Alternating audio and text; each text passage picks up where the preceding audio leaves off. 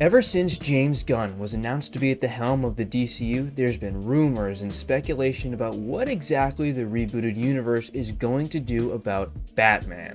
Not only is Batman arguably the most recognizable name in DC, the universe is bound to fail if Batman fails. Gunn's introduction as the head of DC was around the same time when The Batman hit theaters, which was a critical and commercial hit for DC, which naturally got people wondering if Robert Pattinson's portrayal of the Dark Knight was going to slide into the DCU. Despite both James Gunn and director Matt Reeves explicitly stating that The Batman is in its own universe under the Elseworlds label since the DCU Batman hasn't been announced yet, fans still want to see a merger between the two universes. Here's Reeves in September of 2025 explicitly stating that his Batman is in Elseworlds. That's really kind of James to say, and it would be really exciting to work with them, of course. I mean, and we're working with them on this. I mean, It's a DC, so like, it's Elseworld, but it's DC, so it's theirs as well. Early on, the two did actually have conversations about a potential merge, but Gunn wanted to respect Reeves and his wishes to have the Batman storyline stay separate and allow it to not sacrifice its grounded and realistic take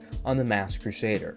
And I do get why people want to see a merger. Robert Pattinson surprised just about everyone by giving us one of the greatest takes on the Dark Knight, and Matt Reeves helped to re-establish the world's greatest detective moniker by giving us a murder mystery Batman movie.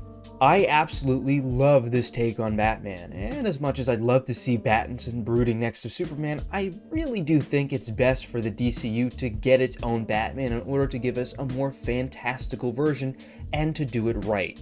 But before we get into all of that, I know this isn't my normal forte for content. I usually do like music, hip-hop, stuff like that. Like, this isn't my normal form of content, and that's not going to change, but this has just been on my mind for quite some time, and I figured no way better to do it than to put it out on video and, give the world my thoughts. So this isn't going to change the type of content that I put out, but if you guys do like this style of content, I'll be more inclined to do it every once in a while, etc. So let me know if you like it.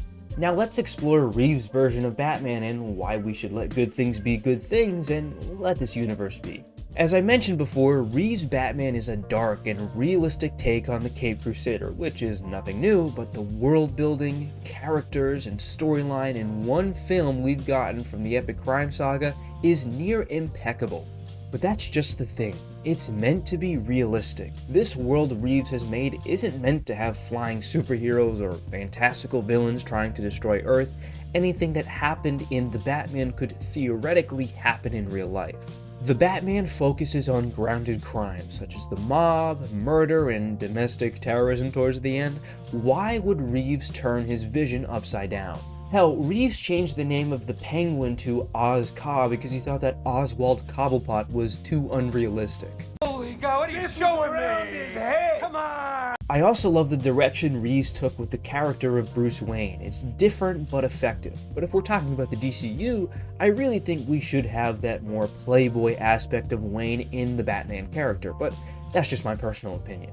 If this version of Batman was to be merged with the DCU, there would have to be some serious reworkings because the Batman was meant to be real. He got hurt.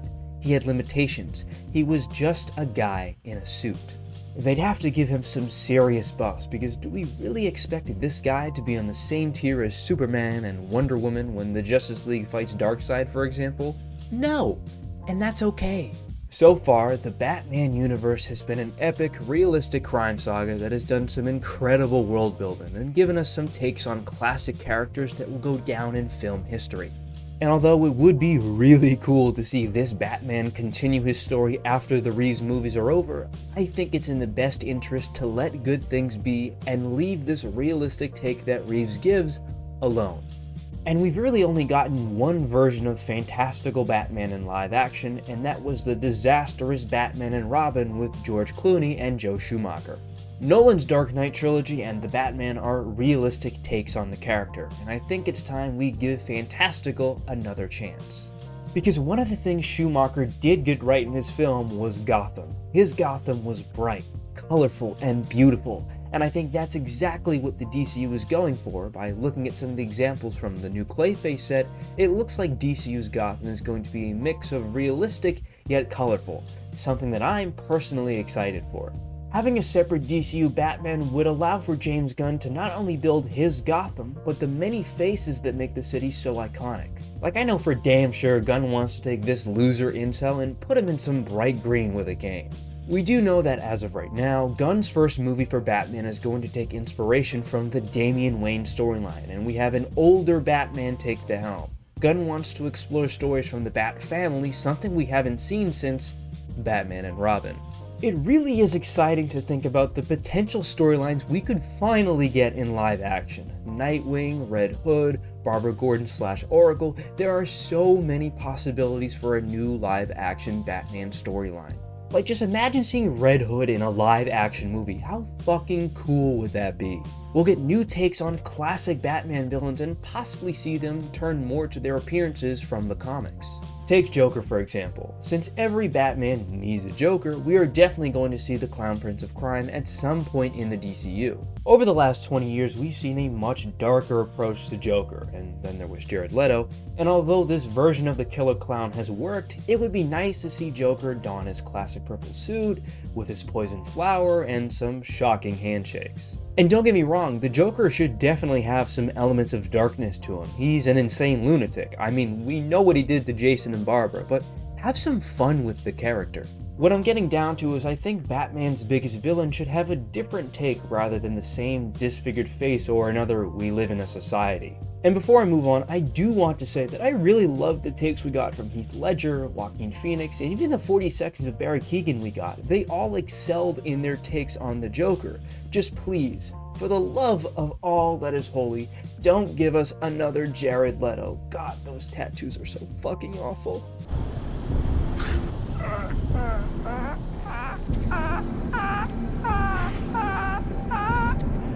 If we go off details we've seen so far from Clayface, the set design has already given us proof that Joker, Penguin, Black Mask, and others are planned for the DCU, so it seems like Gunn is already prepping for his takes on these characters. There is so much potential for a new take on Batman set in the DCU, so many ideas and characters that we haven't seen on the screen before can finally come to life.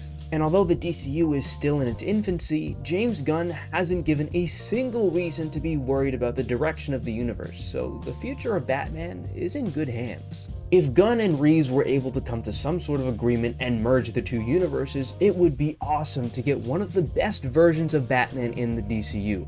But I think the most optimal way, and what's going to end up happening, is getting a separate DCU Batman.